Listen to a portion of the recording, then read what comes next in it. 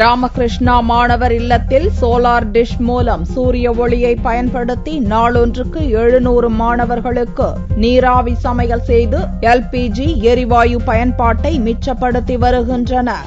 சென்னை மயிலாப்பூரில் உள்ள ஸ்ரீராமகிருஷ்ணா மிஷன் மாணவர் இல்லம் 108 ஆண்டுகள் பழமை வாய்ந்தது.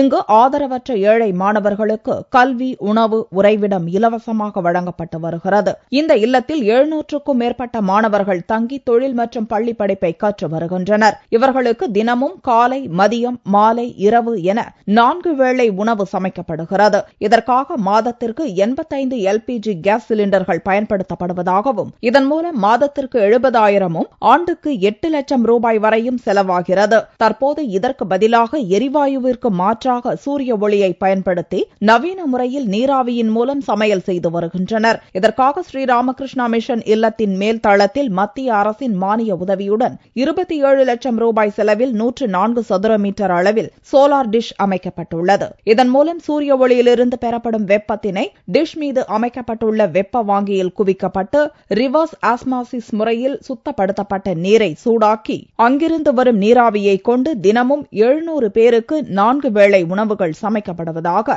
ஸ்ரீராமகிருஷ்ணா மிஷன் மாணவர் இல்லத்தின் செயலாளர் சுவாமி சத்ய ஞானானந்தா தெரிவித்தார். சூரிய ஒளி குவிக்கப்பட்டு அது அந்த இடத்துல ஒரு பாய்லர் அதுல தண்ணீரை செலுத்தி நீராவியாக நேரடியாக அந்த இட்லி தயாரிக்கிறதோ, அரிசியிலிருந்து சாதம் வடிக்கிறதோ, பருப்பு வேக வைக்கிறதோ பெரிய பயன் இதன் மூலமா நமக்கு தெரிஞ்சது. 700 மாணவர்களுக்கு 4 வேளை சமையல் வரும்போது கிட்டத்தட்ட வருஷத்துக்கு நாங்க 550 சிலிண்டர் உபயோகப்படுத்தாம பூமியை இதன் மூலம் இன்னும் குளிர்ந்த நிலையில நம்ம வைக்க முடியும்னு எங்களுக்கு தெரிஞ்சப்போ மிகுந்த சந்தோஷத்தை அடைஞ்சோம். பூமி வெப்பமயமாதலை குறைக்கும் வகையிலும் சுற்றுப்புற சூழலுக்கு கேடு விளைவிக்காத வகையிலும் அமைக்கப்பட்டுள்ள அருண் 100 என்ற தொழில்நுட்பம் கொண்ட சூரிய ஒளி சோலார் டிஷ் மூலம் நீராவியை 300 டிகிரி சென்டிகிரேட் வரை சூடுபடுத்த முடியும் என்பதோடு சூரிய ஒளி கிடைக்காத நேரமான இரவு நேரத்தில் சமைப்பதற்கு பகல் நேரத்தில் பெறப்படும் சூரிய வெப்பத்தினை பாய்லரில் சேமித்து வைத்து சமைக்கும் வகையிலும் அமைக்கப்பட்டுள்ளது.